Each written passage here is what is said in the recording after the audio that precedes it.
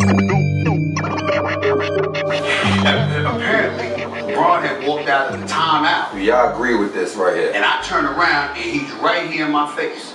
He said, yo. Y'all think that was the appropriate move you gotta stop for LeBron to do that in this situation? Apparently, LeBron had walked out of the timeout and I turned around and he's right here in my face. He said, yo, you gotta stop talking shit about my son. You gotta stop fucking with my son. That's my son. That's my son. And I was like, what? I felt like that was disrespectful from LeBron. I said, I do that at that time and moment. He walked off. He said, nah, fuck that. I said, yo, let's talk later. He's like, fuck that. Nah, fuck that. You gotta stop fucking with my son. And I said, all right, though. And he walked off. You know, the NBA always preach NBA cares, Black Lives Matter, this, that, and the third, support each other. But at the end of the day, everybody got a job to do. And I felt like Stephen A was just doing his job at the end of the day. And like many other reporters, you know what I mean? I don't feel like Bron should have did that in that moment. Even if he was being a father, he still is a professional NBA player that gotta show good examples for the children. So at the end of the day, come on. You've been that good role model all your career, LeBron. Ain't no need to press Stephen A. He's been doing that for decades now. Ain't no need to press him at that moment. You know what I mean? You could have pulled him to the side like a man and engaged a one-on-one with him. Told him how you feel. That'd have been more respected, brother. You know? Not for no clickbait. You know somebody gonna be recording in that stance. And then, at the end of the day, that just show how much sometimes can't take criticism as athletes. Athletes, y'all whole life is on the front line. So y'all gotta be able to take any criticism thrown at y'all. You know what I mean? Come on now. Y'all mentally strong. Y'all got here for a reason. Y'all got where y'all at for a reason. That's being strong, disciplined, and having self-control. So, I remember during a timeout in the first quarter, seeing Bronny. And Bronny looked over at me. And he had this sad look on his face. And I'm imagining Pop saw that shit. It hit him. Yeah. And he couldn't hold it, and he rolled up on me. And so when I went on the air the next morning, first things first, believe it or not, I know this is shocking for people to believe, but I didn't have any intentions on talking about it until I woke up that morning and saw that the shit had gone viral. Once the shit had gone viral, the bosses at ESPN, now you got to talk about it. This is you and him. You heard him? His boss came to him and said, you gotta talk about it. This is you and him. Come on. We all got a boss. No matter how much we up, how much where we at, we all got a boss. First boss we got is God. Then we have a boss at our job to help us provide for our families.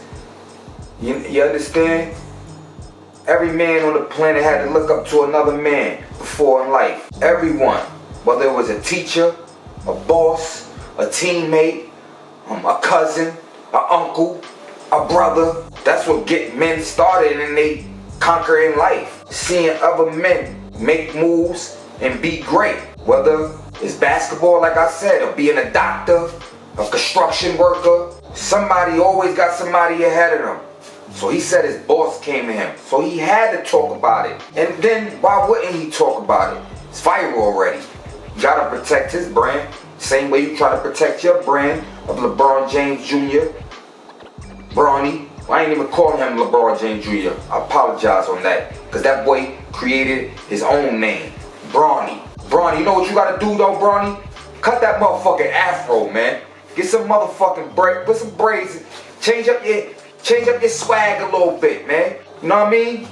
You look good, you feel good, you play good. I always heard that motto in sports. Not saying you ain't looking good, pause me, but I'm saying, man, do something with the fro. You know what I mean? Swag your fro out and come to play. You got to talk about it. I said, fine. So I go on the air and I said, the first thing that I'm going to do is establish that this was a father talking to me, not a player.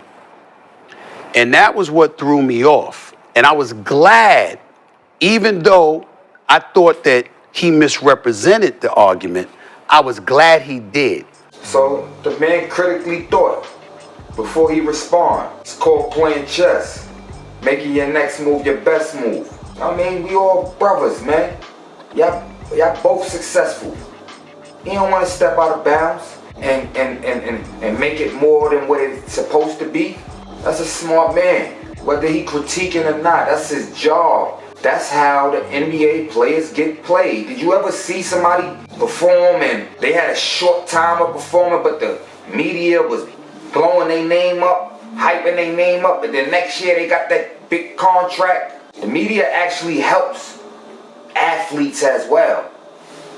They can help you or they can hurt you. Because you see, what he was really talking about, which was confirmed with his conversation with Richard Jefferson, is that I was talking about him as a father.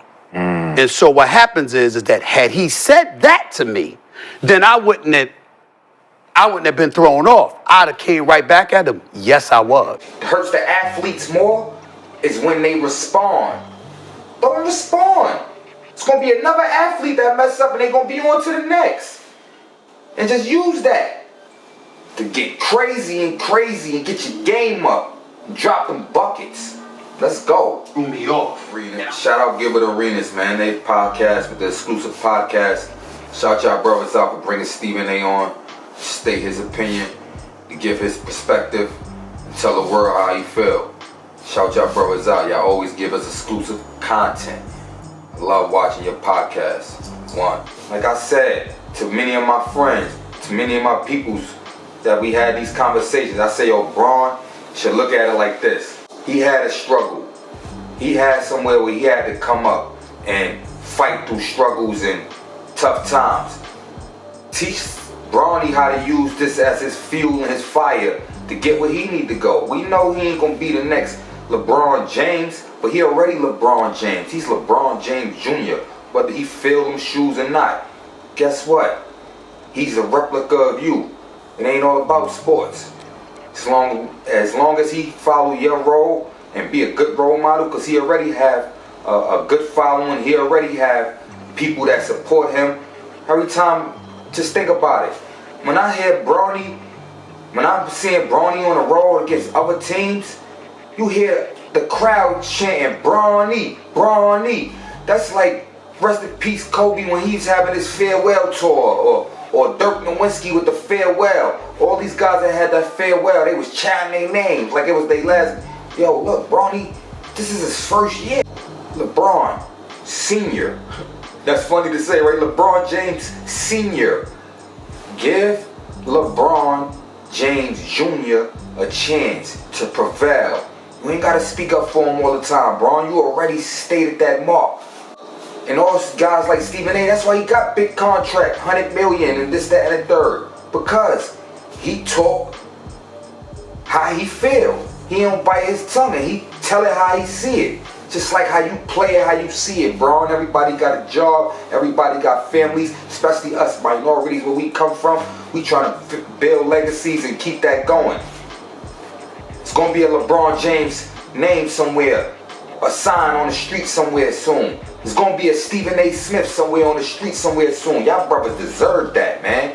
And y'all legacy gonna live on and on and on just because of that street name. People gonna know. Ask, who's LeBron James?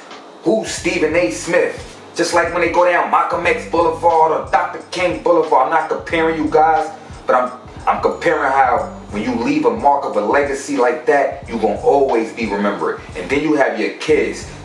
Come on now. We ain't even see Bryce yet. So, right now, let him talk, bro. Apologize to that man, because you know he apologized to you. You know what I mean? And let Bronny use this as his fuel. Like he came out the projects. Like he ain't had nothing to eat at 8 o'clock at night before he went to bed after he played 3-4 courts. Let him feel like that. Let him use that as his fuel. You see this right here, Bronny. I ran into you a couple times out in LA, man. Next time I ever run into you, I'm gonna tell you, use this fuel like you just, like you on the projects, and this is your last meal, and you got, like how you got 2 other siblings, and y'all gotta all share 2 meals. Three of y'all gotta share 1 meal. Put that in your head. Trick yourself. I remember Shaquille O'Neal once said, ain't signing an autograph or something in that nature. Fake news. But what? He used that as fuel. Same thing with Michael Jordan and these guys. They make up fake news in their head. They use it as fuel. Bronny, you already being celebrated. LeBron, you already accomplished something that's never going to be accomplished no matter however it was done. It's accomplished already. It's signed, it's stamped, it's in the books. You can close them. You ain't got to open them back up. So I'm telling y'all right now, I respect you as a parent, Bron, for even stepping up. That just show how much you love your son. That just show how much you know he was committed to get where he at. But guess what? You know what? People don't even really care. They only talk about what they see. They ain't see what you seen. So use that. Put that in your son's head. We 80s babies, Bron. That's why you still playing like that. We last and dying breed. Natural common sense. Morality. These things in that nature come with being the 80s babies. Natural common sense. That's why where you at in your career with the longevity. Because it's natural common sense when you out there playing that game on the board. So everything you see is natural, coming to you natural. You ain't even got to dig deep, but you dug deep. Pause me. 20-some years in the game, we ain't never seen it. Playing alongside your son on the same team. For any team, right? Right. For any team. But here's what he's saying. He said any team, right? Which means that when we're talking about the Lakers, that's about LeBron, not Bronny. Bronny wanted to get drafted by any NBA team. He wanted to hear his name. It was LeBron that wanted him as his teammate. So what I'm saying is, when you, because of the reasons you pointed out. Yes, So what I'm saying to you is, if LeBron had rolled up on me, this is all he had to say, because I said this to Rich Paul when Rich Paul called me. I said, Rich Paul, I only asked for grace in one level, on one point. If you had called me and said, Bron, pissed off, motherfucker mad as hell, he want to see you man to man. I said, what would I have done? Rich Paul said, you'd have hung up the phone and you'd flew to LA. I said, thank you. So my point is, rather than come up to me at courtside, all you had to do was say, yo, I need you to stay. Don't leave this game. I need you to see you after the game. That's all he had to say to me. Then as we speak, he says that. Let's take an example. He said what you just said. Yeah. I stand down. My bad. And not only that, I'm going to make sure I go on the air. I ain't look at it that way. That's on me. You didn't do that shit. You said you fucking with my son. No, I wasn't. I was talking about you. I was talking about you. Biggest accomplishment a dad had ever in sports. Played alongside his son. And then at the end of the day, be a champion and be a leader and be arguably, like they say, top 2, top 3 greatest of all time. Let's enjoy the moment.